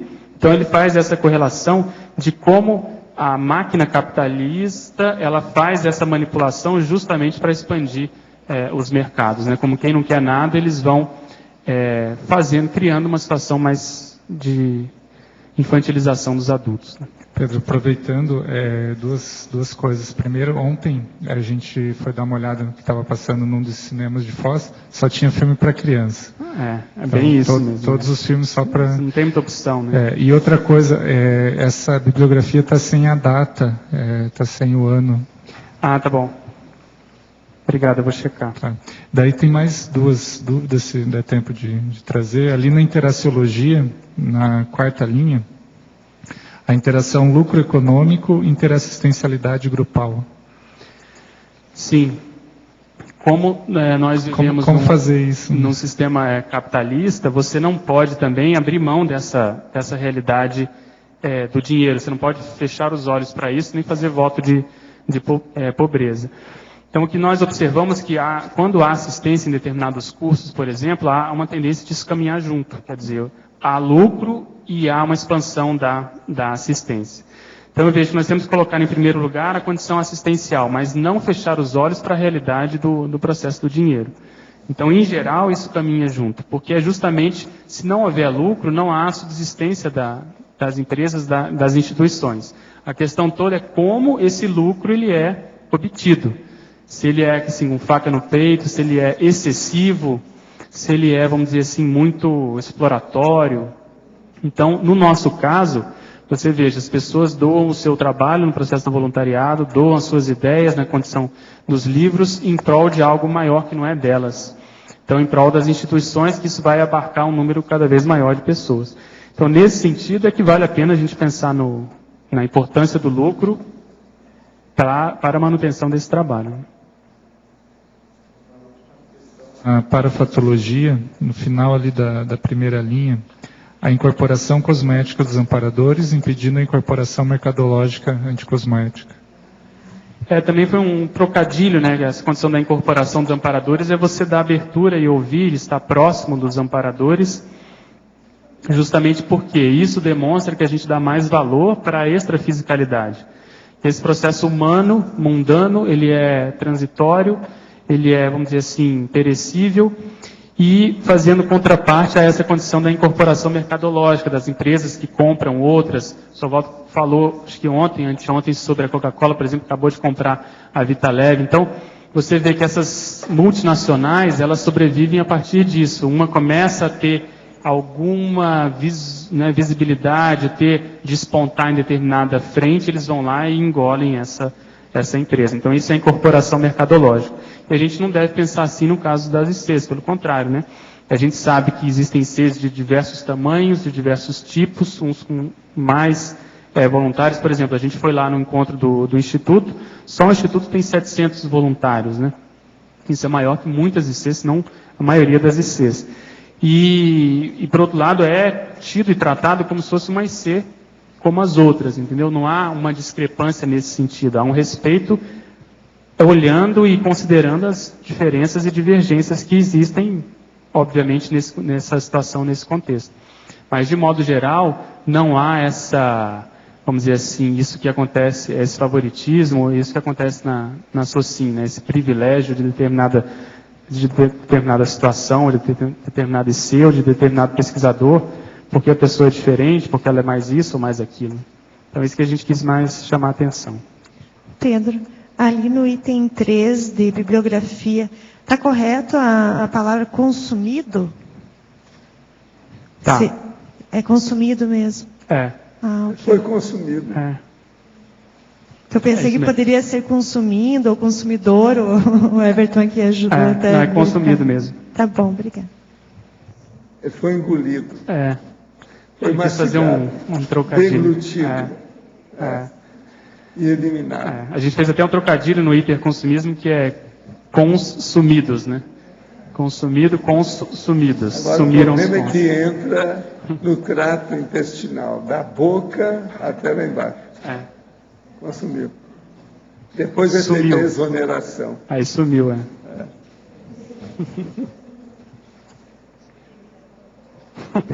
Pedro, aqui no B.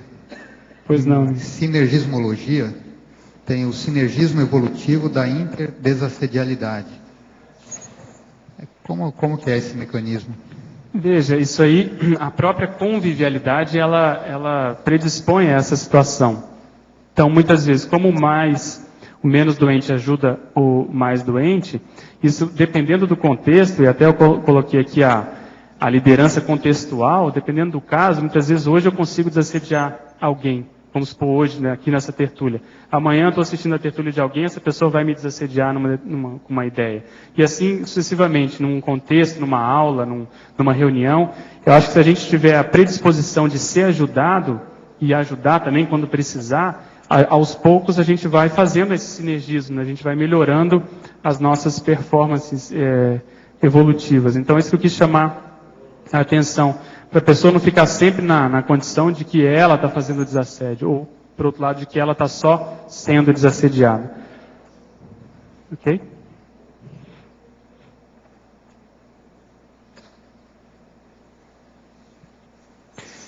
Agora, tinha uma pergunta aqui sobre a verbete do dicionário. Ontem o Rousseau estava aí. Teve alguma coincidência? Você até chamou a atenção que esse foi um dos verbetes que eu mais trabalhei e ele estava aí ontem e hoje ele convergiu para estar aqui junto desse verbete. Você viu alguma coisa mais séria? De sincronicidade, né? Mas a gente não sabe, né? Melhor deixar quieto. O melhor da história é que ele está na porta aí. Ele está vigiando. Né? Tá. A gente falou tanto de busto. Está bem feito o busto dele. O busto dele está muito sério, grandão. É um dos primeiros. Né? Domingo, no PAI, a gente vai ter aula de iluminismo. professora vai ser a Viviane. Ah, é? De iluminismo? Vai ser aula do coincidência, iluminismo. está na onda, né? É. Muito legal. Tá russo.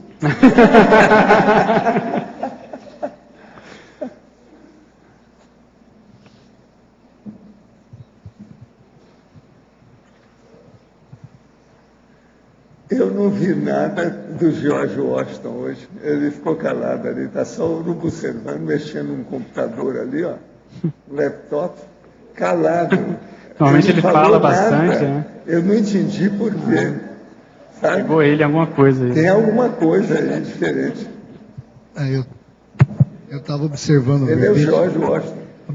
Observando o verbete do Pedro, que ele complementa muito do Marcelo, os dois, né?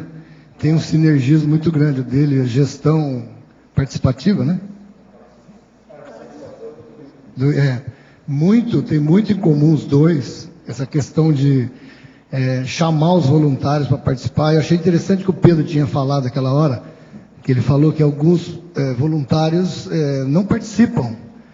Né? E isso é importante trazer as ideias, né? Daí que surgiu o brainstorm para todo mundo participar, as ideias e tal. Mas além disso, Pedro, eu queria saber de você o que você acha de alguns voluntários, por exemplo, que por muita energia, às vezes, inibe a participação de outros. Porque você lembra que você falou agora há pouco? Tem aqueles que não participam. Que ele acabou de falar ali agora. Aqui nós temos triparada dura já faz alguns anos. Entende? Agora ele falou que você só é superior ao trio Parada Dura. O lendário. Está inibindo o trio Parada Dura. Quem é o trio Parada Dura? Está perguntando. O trio Parada Dura é o Arlindo, o Adélio e o Jarbas. Foi aí, olha lá, o Adélio está ali. Mas ele falou para mim que o Lodge está no meio também. Isso foi eleição da turma que elegeu, não foi eu não. É você o D'Artagnan. Estou chegando agora, da França, D'Artagnan, estou chegando agora, né, professor? Mas o que você acha disso, Pedro? Não, eu acho que o principal é as pessoas se mostrarem mais, porque se for esperar, é difícil. Escuta, nós estamos esperando agora os seus verbetes, mais uns 500 aí pela frente. Bom, obrigado. Vamos nessa. Nossos comerciais, por favor. Obrigada. As pontuações da tertúlia de hoje foram 67 assinaturas no livro de presença, 22 perguntas presenciais e 17 perguntas respondidas online. Hoje temos 3 recados. Albert, primeira Jornada Internacional de Conscienciometrologia, SIDA, curso TENEPS, a mim, acoplamentário. Pessoal, boa tarde. A Conscius convida a todos para a primeira Jornada Internacional de Conscienciometrologia, que ocorrerá de 6 a 8 de julho, agora de 2012, aqui em Foz do Iguaçu, no Discernimento. Dentro dessa ideia aí de antiprotecionismo, nós estamos fazendo esse evento justamente para poder abrir os debates da especialidade. A especialidade não é da Conscius, né? Ela é nossa, dos intermissivistas, todos interessados em autopesquisa. Então, aqueles que quiserem compartilhar e contribuir com os debates da autoconscienciometria, será muito bem-vindo. Maiores informações e inscrições na secretaria ali do CAEC. Obrigado. Boa tarde a todos. A CIP convida para o curso TENEPS, o mega compromisso parapsíquico interassistencial. Os professores serão Mário Oliveira e Jader Botelho. Dentre os temas principais, teremos indicação, utilidades e benefícios, estágios da TENEPS, indicadores da qualidade da TENEPS, reurbanização extrafísica, tenepsista veterano, OFIEX, Oficina Extrafísica. Será no dia 24 de junho, cai no domingo, na sede da CIP, no Discernimento, de 8h30 às 11h30 e de 15 horas às 17h30. Maiores informações e inscrições na sede da CIP ou pelo telefone 2102-1421, ou então comigo na saída do tertuliário. Obrigada. Boa tarde a todos. O próximo acoplamentário vai acontecer neste final de semana, dias 15, 16 e 17 de junho. O tema desse acoplamentário vai ser ectoplasmia. Os EPICONs vão ser Frederico Ganem, Pedro Fernandes e Everaldo Bergonzini. Então, quem tiver interesse no tema ectoplasmia, pode fazer a inscrição procurando a recepção do CAEC, o telefone 3525-2652, o prefixo 45. Obrigado. O verbete da manhã é bioenergotaxonomia, especialidade energossomatologia. Autor, professor Roberto Laime. Obrigada e boa tarde a todos.